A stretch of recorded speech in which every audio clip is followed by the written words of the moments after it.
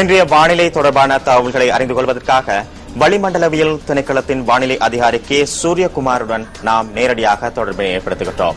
வணக்கம். வணக்கம்.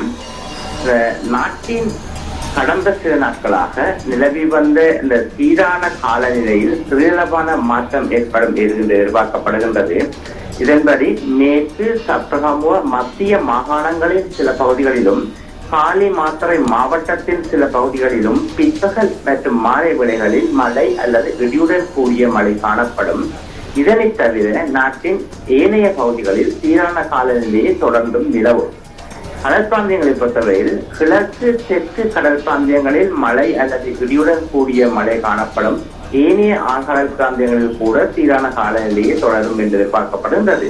கடல் பிராந்தியங்களில் காற்றின் வேகமானது மணிக்காலத்திற்கு 20 கிலோமீட்டர் முதல் 30 கிலோமீட்டர் வரையான வேகத்தில் மேற்கு அல்லது வடமேற்கு திசையிலிருந்து காற்று வீசும்.